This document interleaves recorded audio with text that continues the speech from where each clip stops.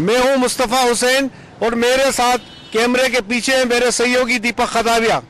इस समय मालवा में कड़ाके की ठंड पड़ रही है, लेकिन लोकसभा चुनाव की रणभेरी बजने के साथ ही यहां का राजनीतिक माहौल गर्मा चुका है। इस समय हम खड़े हैं नीमच के टैगोर मार्ग पर और हमारे साथ मौजूद है कांग्रेस के कई वरिष्ठ नेता। एक तरफ जहां लोकसभा चुनाव की रणभेरी बज चुकी है, वहीं दूसरी तरफ कांग्रेस पार्टी में गदर मचा हुआ है। नीमच मंदसौर संसदीय क्षेत्र में कांग्रेस के उम्मीदवारों की करारी हार के बाद यहां पर आरोप प्रत्यारोप की राजनीति गरमाई हुई है। आइए हमारे साथ मौजूद कांग्रेस के नेताओं से जानते हैं आखिर माजरा क्या है। सीडी जी, नीमच मंदसौर संसदीय क्षेत्र के अंदर आरोप प्रत्यारोप की राजनीति गरमाई हुई है। एक तरफ लोकसभा चुनाव के मुहाने कांग्रेस पार्टी खड़ी है और लोग सैबोटेज की बात कर रहे हैं, पार्टी से निकालने की बात कर रहे हैं। इस आप कांग्रेस के बड़े नेता, क्या कहना आपका? मेरा तो कांग्रेस के उन नेताओं को इतना सा कहना है कि जो लोग इसको निकालो, उसको निकालो, इसको निकालो, उन लोगों को मैं एक फिल्मी एक गाने की एक लाइन बोलना चाहता हूं। ऐसा एक इंसान चुनो जिसने पाप ना किया हो, जो पापी ना हो। हर किसी ने किसी को हराने का काम किया है। अब छोड़ो इन सारी बातों को, लोकसभा की तैयारी करो, लोकसभा जीतने का मकसद हासिल करो। पर मेरे को तो नहीं लगता है कि यहाँ पे हम उस दिशा में भी आगे बढ़ रहे हैं। बीजेपी ने वोटर लिस्ट पे नाम बढ़ाने का अभियान शुरू कर दिया और हम अभी हाल नीमच में नगरपालिका चुनाव की तैयारी में लग गए।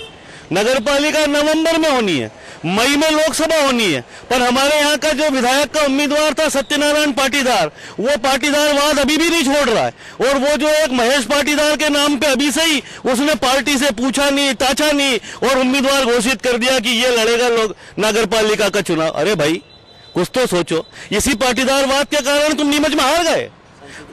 पूरे संसदीय क्षेत्र में जो है इस पाटीदार फैक्टर ने हमको डुबो दिया।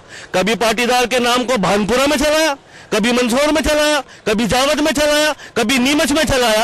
और जिस पाटीदार आंदोलन की हमने बात करी वहां मल्हारगढ़ में हम हार गए। तो हमारा आलाकमान, हमारी पार्टी कब समझेगी कि ये पाटीदार फैक्टर ने हमको नुकसान किया? पर हम अभी भी नहीं समझ रहे।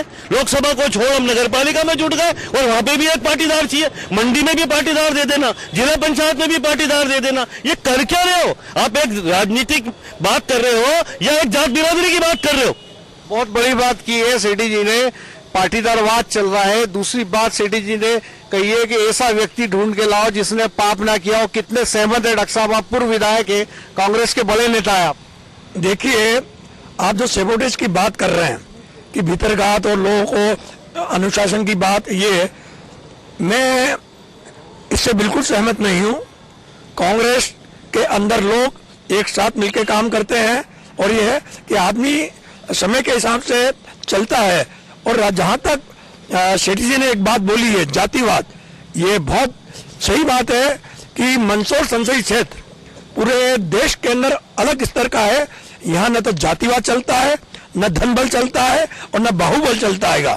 और जातिवाद चलता होता तो हमारे यहाँ से सुभाष राज से जो विधायक जीते हैं हरदीप सिंह जी डंग, उनके समाज के सुभाष विधानसभा के अंदर मुश्किल से 100 वोट भी नहीं है और वो जीते हैं, जबकि वहां पर पाटीदार समाज के ज्यादा वोट हैं।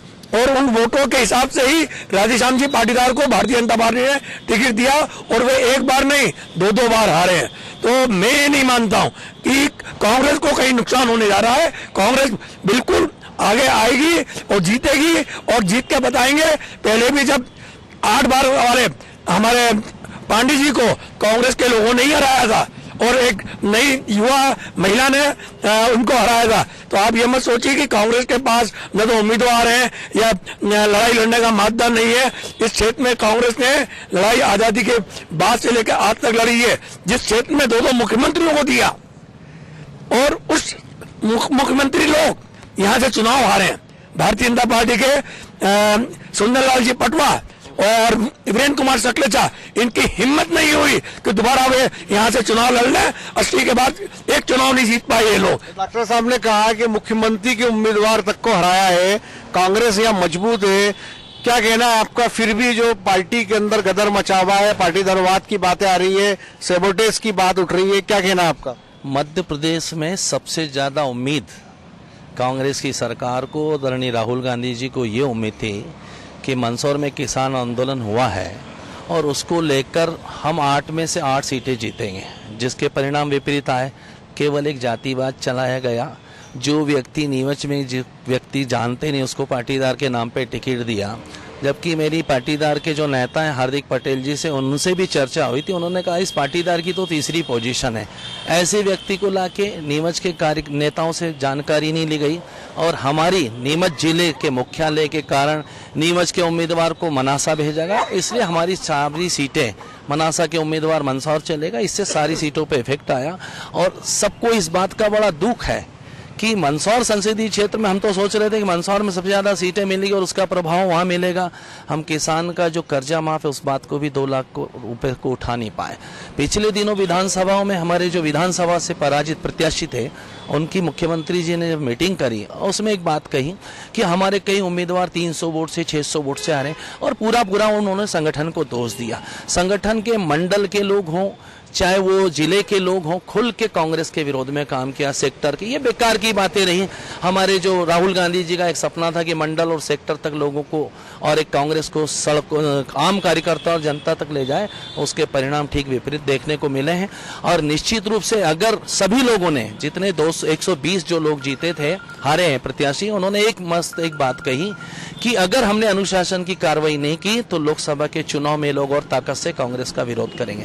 टिकट एक व्यक्ति को मिलता है लेकिन सबको चाहिए कि कांग्रेस की बात करें। और राहुल गांधी, आज हमारा राहुल गांधी जी पूरे देश में गली गली गांव-गांव घूमकर हमारे कमलनाथ जी केवल एक ही बात कर रहे हैं मंत्रियों से सीधे कि आप सबसे पहले सब छोड़ दो ट्रांसफर पोस्टिंग। वचन पत्र में जो बात कही है वो निभाने का काम सबसे पहले, और उसके परिणाम देखने को मिल रहे हैं कि अधिकारी लोग कांग्रेस के कार्यकर्ता और जनता की बात सुन रहे हैं और सुनना पड़ेगी। अगर नहीं सुने तो लोकसभा के परिणाम हमारे पक्ष में नहीं आएंगे। लोकसभा के परिणाम पक्ष में नहीं आएंगे। डॉक्टर साहब, आप भी नगरपालिका अध्यक्ष पद के उम्मीदवार है। कांग्रेस में जिस तरह की जातिवाद की बातें हो रही है, जिस तरह से लड़ाई झगड़े मचे हैं, आपका क्या कहना है इस पर? नीमच मंदसौर जिला जातिगत आधार पर कभी नहीं रहा। यह सर्वविदित है। यहाँ पर हमारी पूर्व सांसद मीनाक्षी नटराजन भी आकर के चुनाव लड़ी और जीत कर गई है। यह कांग्रेस के लोगों को अपने दिमाग से निकाल लेना चाहिए कि जातिगत आधार पर हम चुनाव लड़वाएंगे और जीतेंगे। कि वर्तमान में कांग्रेस की जो परिस्थितियां बनी है वो जातिगत आधार को लेकर के ही हम लोग हारे हैं, वरना हम ये 7 सीट मध्य प्रदेश की जीतते। किशोर भैया, जिस तरह की बातें हो रही है संसदीय चुनाव के मुहाने, जिस तरह गदर मचा हुआ है, एक तरफ जातिवाद है, दूसरी तरफ जो सेबोटेज की बातें उठ रही है, क्या कहना है आपका? ये नीमच मंदसौर संसदीय क्षेत्र जातिगत आधार पर कभी भी यहाँ पर वोटिंग नहीं हुई है। ये कांग्रेस ने बहुत बड़ी गलती करी कि इस विधानसभा चुनाव में जातिगत समीकरण को ध्यान में रखते हुए इन्होंने टिकट दिए और उसका परिणाम है कि यहाँ के पूरे मंदसौर संसदीय क्षेत्र में कांग्रेस का सफाया हो गया और कांग्रेस बुरी तरह हारी। उसके बाद ये है कि दूसरा यहाँ पर जो है कांग्रेस ने अपने जो बगावती, पहले जो कांग्रेस के बगावती उम्मीदवार थे उनको अब कांग्रेस का उम्मीदवार बना के उतारा, तो उसका भी नुकसान कांग्रेस को भुगतना पड़ा। तो कांग्रेस में अनुशासन के नाम पे बातें तो बहुत होती है, पर मैंने देखा है कि कांग्रेस के जो पहले बगावती थे उनको फिर टिकट दे दिया, तो कौन सा अनुशासन, कौन सी वो। तो जो कांग्रेस के निष्ठावान कार्यकर्ता हैं उनको लगता है कि कांग्रेस में कोई फर्क नहीं पड़ता कि हम बगावती होकर चुनाव लड़ें, तो भी बाद में हमको एक्सेप्ट कर लिया जाता है। तो कांग्रेस में कोई कड़ा डिसिप्लिन मेरे को नजर नहीं आता। दूसरा ये है कि लोकसभा चुनाव के अंदर जो है पिछली बार यहाँ से लगातार पांडे जी जीतते रहे, उसके बाद कांग्रेस ने मीनाक्षी नटराजन यहाँ के नीमच मंदसौर संसदीय क्षेत्र की बाहर की उम्मीदवार थी, उसमें भी कहीं जातिगत वो नहीं चला और एक अच्छा उम्मीदवार कांग्रेस ने दिया तो वो जीती। बाद में दूसरे चुनाव के अंदर लोकसभा के अंदर कोई जातिगत समीकरण नहीं चला, यहाँ पे सुधीर गुप्ता को यहाँ पर टिकट दिया, सुधीर गुप्ता का कोई जातिगत समीकरण यहाँ नहीं था, उसके बावजूद वो जीते, वो मोदी लहर में जीते। तो नीमच के अंदर या मंदसौर के अंदर हम सोचें कि जातिगत आधार पर कोई जीतेगा तो बिल्कुल गलत है। और कांग्रेस में कोई ऐसा अनुशासन है मुझे कहीं नजर नहीं आता। कांग्रेस में बिल्कुल कहना चाहिए कि मन मर्जी का काम चलता है। कांग्रेस में मन मर्जी का काम चलता है। हमारे साथ वरिष्ठ कांग्रेसी कमल जी भी है, और सबसे खास बात है श्री विजय शंकर जी शर्मा कांग्रेस के कद्दावर नेता है, बरसों से कांग्रेस की राजनीति में सक्रिय है, कई पुराने लोगों के साथ काम किया है, उनसे खास बात करते हैं।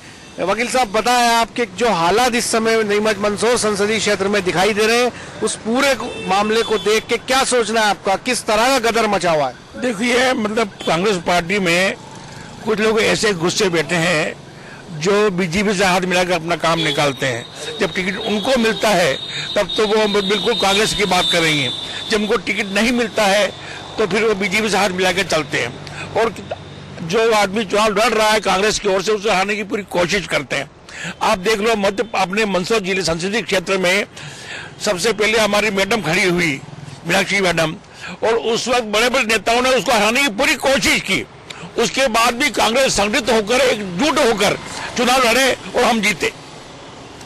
लेकिन मैडम ने जो सक्रिय कार्यकर्ता थे, हमारे जो पुराने कार्यकर्ता थे, उनको सब नजरअंदाज कर दिया।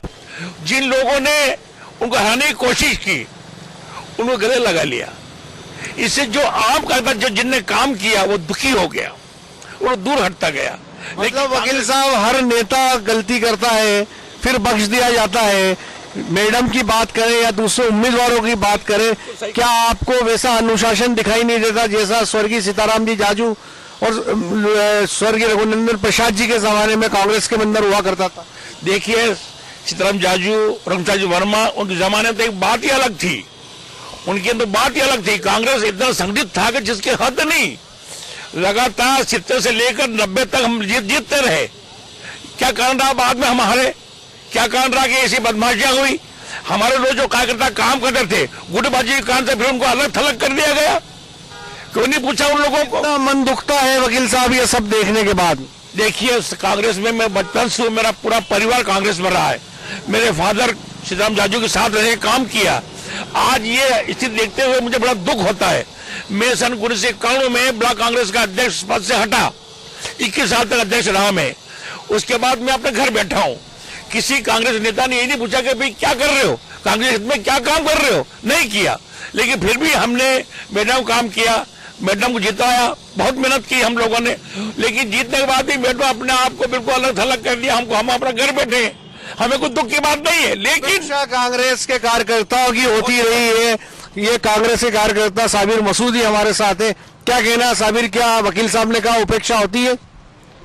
कांग्रेस के कार्यकर्ताओं की उपेक्षा होती तो है, परंतु जो मेहनत करता है, जैसे अभी जातिगत आधार पे जो बात की जा रही है, संसदीय क्षेत्र में वास्तव में जातिगत आधार नहीं चलता है। मैं इस शहर में 40 वार्ड से के बीचों बीच शहर में रहता हूँ। मैं मुस्लिम समाज से हूँ, साबिर मसूदी नाम है, और रेशो जो है वोटर का 75-25 का रेशो है, मुस्लिम 25 और 75 हिंदू समाज के। उसके बावजूद मैं 1021 वोटों से जीता हूँ। जातिगत यहाँ चलता नहीं है नीमच शहर में, जातिगत नहीं चलता। आप कुछ बोलेंगे बाबूजी, इस कांग्रेस की राजनीति में जो सेबोटेज की बात हो रही है, लोकसभा चुनाव के पहले जो झगड़े डंडे हो रहे हैं, क्या कहेंगे आप?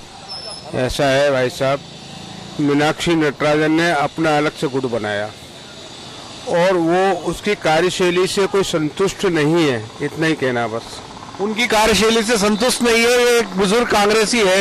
आपका क्या कहना है कमल जी, आप पुराने कांग्रेसी है, कांग्रेसी घराना कहलाता है आपका परिवार, क्या कहेंगे इस पूरे मामले पे? मैं तो सिर्फ इतना कहना चाहूँगा कि जब से मीनाक्षी मैडम आई है, उन्होंने पुराने कांग्रेसियों को साथ लेने के कहीं एकजुटता नहीं देखा, कहीं बताया नहीं कि ये हमारे पुराने, उनको मालूम भी नहीं है क्योंकि वो रतलाम क्षेत्र से आई है। यहाँ नीमच के अंदर कितने कांग्रेसी परिवार हैं, बड़े बड़े बगाना क्षेत्र, छावनी क्षेत्र, नीमच क्षेत्र, अलग अलग जगह इतने कांग्रेसी परिवार हैं, लेकिन उनको अभी तक नहीं मालूम, वो आज तक उनके यहाँ गई भी नहीं है, मिलने भी नहीं गई है, और उनको किसी ने बताया भी नहीं है कि कांग्रेस के कितने परिवार नीमच के अंदर रहते हैं, और उनको जोड़ने की कोशिश नहीं की। पुराने कांग्रेसी जो ब्लॉक स्तर और जो बूथ स्तर तक काम करते हैं, वो कांग्रेसी कार्यकर्ताओं से आज तक उनको मालूम ही नहीं है कि कौन से बूथ स्तर के कार्यकर्ता है, और वो बस शुरू के अंदर क्योंकि वो नई आई थी, कांग्रेस के अंदर जोश था, इसलिए वो जीत गई। सेकंड के बाद उन्होंने संपर्क रखा नहीं बूथ स्तर के कार्यकर्ताओं तक, तो उन्होंने उनका साथ छोड़ दिया।